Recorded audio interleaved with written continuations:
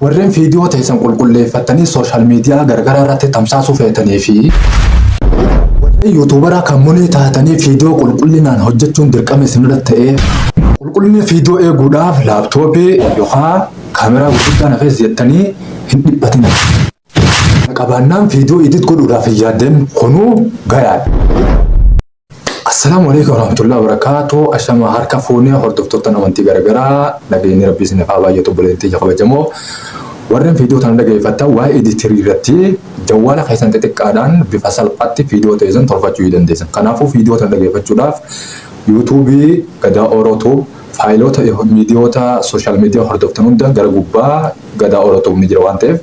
achirraa laallattanii dhuftanii viidiyoo tan guutuu isaa dhaggeeffachuu dandeessan. Kanaafuu warreen ammoo achirra dhuftan akkuma amma itti jirtan caalaa sabiskiraayib, laayikii fi sheer godhuudhaan na jajjabeessuu hin dagatinaa.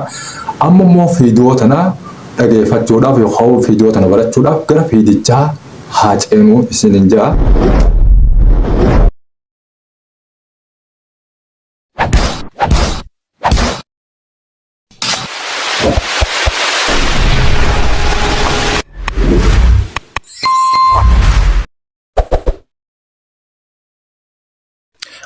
Amma gara barumsaatti ce'uudhaaf maal nu feesisa kan jiru backgroundii teenyaaf mee CapCut kajuu kana ni seenna isa kan KineMaster ni seenna suuraa backgroundii argachuudhaaf jecha kana itti barreeffatan kana ni argitan jeetii yaada pixabay.com free image kajuu kana images kajuu kana asirratti haa dhoynu isaan irratti hogguu dhoynu maal argan isin gara gubbaa kanatti barreessisadaan. Asirra dhuftanii immoo viidiyoo yoon image free viidiyoo hafeetan taates free dha jira. Ammoo asirratti mee suuraa kanarratti haa dhoynu images kajuu kana asirratti hogguu dhoynu maal argan. Suuraalee garagaraa kan free ta'an kan watermark hin qabne kan keessumaa hoo copyright irraa bilisa ta'an kan garagaraa as keessatti argama. Isin kana dhoytanii gabbuufatanii itti fayyadamuu karaa backgroundiitiin ni dandeessan hogguu bakka tana dhuftan. Amma immoo gabaabdumatti wanni silaa ani agarsiisuu deemu amma KineMaster tokko KineMaster irratti sadarkaa guddaa qaba. Yoonii fi namni xiqqishoo teknooloojiin isaa fayyada deemtan waan garagaraa waan dinqisiisoo fiilmii garagaraa kan hojjetu aappii kana. Amma immoo an kanuma baagiraandii TV nammaan tanaaf dhufe. Baagiraandii teenya maaltu tolche kan jiru CapCut kajuu kana isa kana maal akka hojjetu waliin ilaalla. Play Store akkuma duratti achiin gabbuufattan amma immoo new project jettu tana asirratti backgroundii yoon viidiyoo kan qabaatan taates mee viidiyoo takkaan fidee duubarra teeyila galcha yookaan mee viidiyoo tanaan itti geessaayyuu isin ammoo viidiyoo garagaraa tan feetan filachuu dandeessan. Viidiyoo tanarrattiin suuraa viidiyoo tiyya fida. Suuraa viidiyoo tiyya fiduudhaaf eessa na feesisa? Bakka na feesisu bakka kana ni argitan jeeyyaadha. Bakka kanarratti ni dhoytan fakkii suuraadhaa tana bakka kanatti dhoytan erga asirratti dhoytanii booda mallattoo ida'uudhaa yookaan adda jettu tana tanarratti ni dhoyna. Asirratti eega dhoyne booda viidiyoo teenya deemnee irraa itti fidanna. Viidiyoo teenya tana mee isi tanarrattiin agarsiisa godhee isin agarsiisa. Viidiyoo keenya qulqulleessinee edit godhuudhaaf mee aad hogguun godhee viidiyoon tun wal qixxaate wanni asirratti eeggachuu qabdan maali kan jiru. Isa kanarratti hogguu dura gabbuuftan suuraa osoo waan biraa takka illee hin goone sagalee teessan itti ol kaaftanii sagalee teessan bakka tana itti ol kaaftan booda yoo waatti daatan isin kaasuu dhabuudhaan mala asirra sagalee teessan dhibbaratti ol fuutanii viidiyoo keenya haaftan. Haya amma viidiyoon kun hanga asitti sagaleen isaa ol kaa'adhaa jennu yoon ifammoo irraa muruu haa ta'u taateeti bakka kana dhoyne isa kana garuma walakkaa jechuun baagiraandii teenyaa tana dhoyne baagiraandii walakkaa eega dhoyne booda bakka kana asirratti filanna filannoon keenya yookaan bakka tana maqaa isaa dhufa maqaa sana eega dhoyte waan kana siif fide waan ta'eef asirratti gara gamanaa muruudhaaf ilkee garana deebite kana irratti dhoyna. Irratti eega dhoyne booda takka jennee garaa viidiyoodhaa keessa gad dhoyna. Garaa viidiyoodhaa keessa gad dhoyne bakka kanarra dhufnee diileet godhuun nun dhibu. Viidiyoo tana wal qixxeessinee ammoo isa kana baagiraandii wannaasaa watermarkii isaa fakkeenyaaf akka kanatti akka isinitti mul'anne amma akka kanatti akkasinitti mul'anne maal gootan gaddeeftanii bakka kana yeroo takka harkaan dhooytan eegar kan dhooytan waan kan haquudhaaf akkuma duraanii bakka kana gabbuutanii diileet gootan amma watermarkiin isaa hin mul'atu waan ta'eef maal goona amma suuraa tana harkaan qabne garaa iddoo gadhooyne suuruma teessu tana garaa iddoo gadhooyne xiqqashoo saayizii tana wal qixxeessina saayizii kana wal qixxeessina amma wal qixxeessina haa jennu maal nu fayyisa mantan baagiraandii sana duuba sanatti deebisuudhaaf maal nu fayyisa kan jiru takka ammas fuuluma fiidiyoodhaa tana takka gadhooyna gadhooyne booda amma asirraa as harkifna amma kun tokkoffaa ka ilkee muraadhaa kun yoonii fi tokkoffaa ka ta'u ta'e kana yoonii fi tokkoffaa ka ta'u ta'e lammaffaa sadaffaa afuraffaa shanaffaa jaaffaa diileetii bira hogguchi kunnetti maaltu dhufa remove background kajuu kaasii kanan ergitan jeetii yaada kana remove background kajuu kaasii kana kanarratti dhooytan isin kanarratti dhooyne maal goona soqandii muraasa keessatti duubaa background teenya duubaa fuudhamee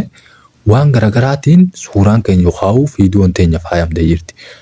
sagaloota garagaraa hokkamitti itti finna kan jiru mee isa kana fiidiyoo tana yeroo takka amma isuma kana fuula keessa dhooyne yoonii fi dhooysinee bakka biraatii fi duukaa feenu taates akkanatti qabne yookaan as harkifne teessifna amma irraa mureen hanqa tokko mee hanqa asitti qophiirra waan hin turre kaameraa anaa qabatu jira waan ta'eef qophiirra hin turre asirratti hin qophaa'e mee asirra gabbu'eetiin bakka ulee kanarratti amma hogguun asirratti gabbuuse irraa hin mura asii achi irraa hin muruu deema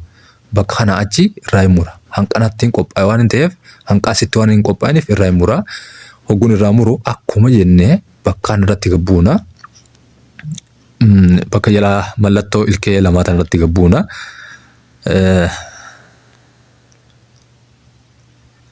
mallattoo tanarratti eega gabbuunee booda gama kana ilkee garana aantu tana hanqana irraa murra garan ilkee garan aantuun dhooyne irraa murra amma takkitti harkaan irra gadhooyna amma wanni muramuu deemu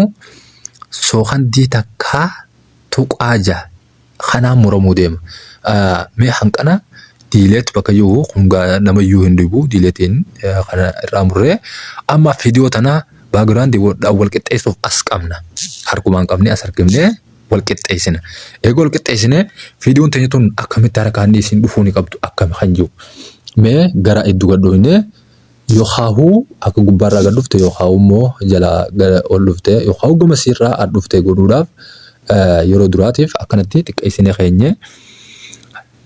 akkasitti oguu xiqqeessinee keenya immoo bakka kana bakka akka mallattoo idee'uudhaa kanatti takka dhooyna takka hogguu dhooyne mallattoo diimaa kana asirratti fuula kanarratti nu fida lammaffaarratti takka as harkifnee hogguu ammaasuu fakkiin idee'uudhaatu nu baatetti dhooyna asii booda immoo maal goona suuraa tana yookaan fiidiyoo tana guddisaa finna akka rakaataa yookaan suuta deemaa dhufuusii irratti akkasitti ziggoonee keenya yookaan isin gamaa gamana oofuu amma fiidiyoo tana taphachiifne waan jenne mee fakkeenyaaf fiidiyoo keenya gurgurraa akkasitti as deemaa dhufaa jechuudha. Kanaafuu gamaa gamana siisuudhaaf isa kana yookaan gamaa gamana akka isin tun waraqaatti godhuudhaaf ammas bakkuma kana ida'uu kanarra dhooyna fiidiyoo kana bakka kana ida'uu tana ni lammeessina eega lammeessinee booda sumatana fiidiyoo matana qabne achi harkifna amee achirraa yookaan achirraa hin dhufaa jiru amma takka achirra dhaqee takkatti ammaasu itti daballi itti goona ida'uu matana ammas as bunna gamaa gamana oofna mee amma immoo yoo feene dachi gakkochiifna amma immoo yoo feene dachi keessaa ol deebifna mee akkamitti taphata kan jiru waliin haa ilaallu. Fiidiyoo keenya qulqulleessinee edit godhuudhaaf appilikeeshina lama qofa nu gaafata. Isaanis amma akkanatti fiidiyoon tun olii fi gad deema. Haya Mee sagaloota garagaraa isa ol boo kanarratti yookaan isa achirraas boo irratti sagaloota garagaraa itti finna yoo ni fayyadu taane sagalee tan eessaatti finna. Gara jalaa kanatti bakka kan inni gartan xaa yookaan mallattoo tana qabdu sana gara jalaa kanatti gabbuutanii asirratti bakka kan inni argitan bakka kanarratti yeroo takkaaf dhooytan gara suuraa yookaan viidiyoo deemuudhaaf viidiyoolee shokomsaa garagaraa qaban ammoo eessa argannaa kan jiru kuni kan qophaa'aa YouTube kan qophaa'u kun eessa jira kun YouTube keessa jira green screen keessa jira green screen keessa gurguraitan waan garagaraa ammoo jira argachuu dandeessan mee anamma kan green keessa buuse suuraa sagalee kanaaf tolu mee isa raanfida asirraa mee isa kana irratti dhooyne okkee irratti eega dhooyne booda tajaajiltuu tajaajilaa kanarratti bakka kanatti goona amma gara jalaatti nu gabbuute mee sagalee tanaa fi dhufeessi kun eessa wal mijjata amma sagaleen tun maal jetti sagaleen tun maal akka jettu waliin ilaalla. Shaa jetti jechuu akka dhufaati ammaan tana waan tokkotti mul'ifti irraa murraa asii achi irraa murraa amma hin qophaa'in kana. Garuma iddoo viidiyoo tanaa gadhoona gara iddoo eega gadhoone bakka ilkee duraan jenna kana bakka ilkee kanaa dhooyna lakkaasa tokkoffaa irratti amma bakka kanarratti ni dhooyna ilkee tanaa gara asaan irratti dhooyne yeroo takkaaf garaa keessa bakka kana garaa keessa gadhooyna achi booda immoo diileetta jettu tanarratti gadhooyne amma eegalli waan kana eessarraa eegalee shaash jecha jedhamu shiishii sanirraa eegalee yookaan sagalee sanirraa eegalee mee sagalee kana ni murra sagalee kanaan qamta qafeena hammi nuti irraa haajaa qabnu hanqaa amma sagalee argamsiisa kana amma hamma kana irraa muruudhaaf akkuma kana ammas gabbuune bakka kana ni argitan bakka kana dhooyne asii achi guddaa kan irraa murra nuti waan sagalee qofa feeneef irraa murree amma kana gara iddoo takka gadhoonne eessa goona maal haa goonu as harkifne eegala viidiyoo teenyaarra keenyaas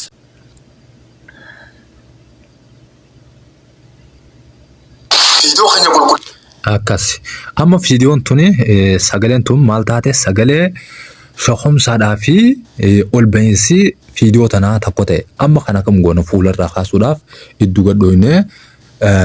eega gara iddoo gadhoonne booda remove background tajaajiltu ta'asii tana remove background tajaajiltu tanarratti ni deebina remove background irratti godhoonne yeruma san remove godha remove eega godhe booda yoo feene waan tana mallattoo san firraa gatiisina amma akkamitti taphata mee irratti dhooyne ilaallu. Viidiyoo keenya qulqulleessinee edit godhuudhaaf appilikeeshina lama qofa nu gaafata isaanis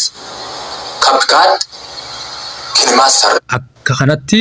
maal akkamitti akka dalaynu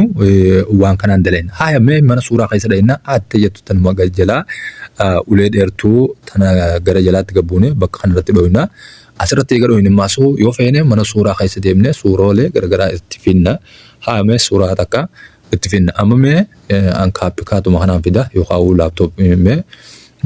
kaameraan fidaa jiru kaameraa kanaan fida kaameraa fuudhee viidiyoo tanarra bira geessuudhaaf amma kana asirratti CapCut kun rakkinni inni qabu tokko yoo ni jiraate waan gabbu yookaan immoo green keessaa dhufu kana hundasaa ni haqa amma kana yoo ni remove background goone hin jiru walumaa galattuu hidhabama mallattoo isaa malee inni ni dhabama waan ta'eef kana amma asiin akkanuma dhiifan. Godhuudhaaf appilikeeshina lama qofa nu gaafata isaanis amma isin bakka sagalee teessanii fi wanni sun irra dhufuu feetan mijjeeffattanii bifa kanaan haayachuu ni dandeessan isin jaa. Kanaaf hordoftoonni kabajamoo viidiyoo tana hamma xumuraatti yoo hordoftan irraa bu'aa buufattan jeetiin yaada hundi keessanuu viidiyoo hordofaan afeerraa hooti.